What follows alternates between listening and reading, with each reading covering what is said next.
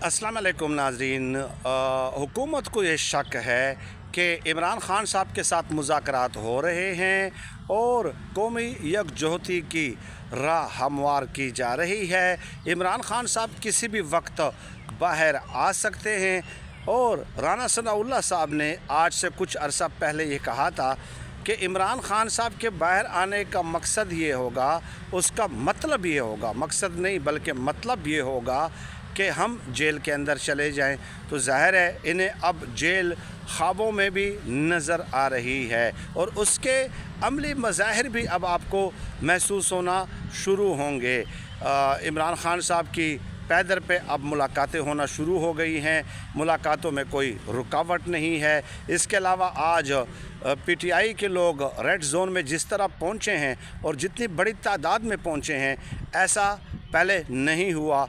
तो ये क्यों आने दिया गया, इन चीज़ों को अंडरस्टैंड करने की ज़रूरत है। चुनाचे मरियम नवाज़ साहिबा ने फिर अपनी टीम जो है अडियाला भेज दी, और वो कैसे कि कल उन्होंने अपनी टीम को अडियाला भेजा और उनसे कहा कि इमरान ख़ान साहब का जो पॉलीग्राफिक टेस्ट है वो कराएं।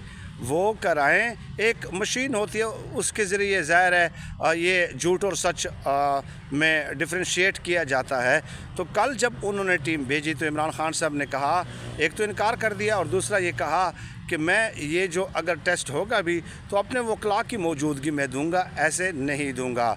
चुनाचे आज फिर मरियम नवाज़ ने पंजाब से अपनी टीम भेजी कि जाएं मेहरबानी करें, उनका पॉलीग्राफिक टेस्ट कराएं ताकि हमें कोई बयानिया मिले 9 मई के हवाले से।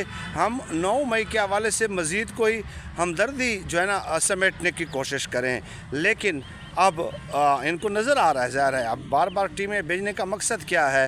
तो 9 मई ख़त्म हो चुका है, 9 मई से कुछ बरामद नहीं हुआ। 9 मई को 10 मई ने दफन कर दिया है, क्योंकि इमरान ख़ान साहब का इस कदर मज़ालिम के बावजूद भारतीय जारयत के ख़िलाफ़ वाज़े दो टोक ऐलान जब सामने आया तो ज़ाहिर है हर एक को ये चीज़ें नज़र आती हैं। और नवाज़ शरीफ से की ज़बान से, मरियम नवाज़ साहिबा की ज़बान से आपको पता है कि ना मोदी का नाम आया और ना भारत का, बस दुश्मन जो है वो करते रहे।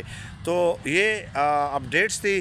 बलूचिस्तान में इंतहाई APS के मासूम तलबा की बस पे धमाका हुआ है। 4 मासूम बच्चे जो हैं वो उसमें शहीद हुए हैं। 4 मासूम बच्चों समेत 6 जो है शहरी हमारे शहीद हुए हैं। मैं दिली हमदर्दी का इजहार करता हूँ। भारत अब इस तरह सॉफ्ट टारगेट्स को निशाना बनाएगा और इस वाक़े की मज़ीद तहकीकात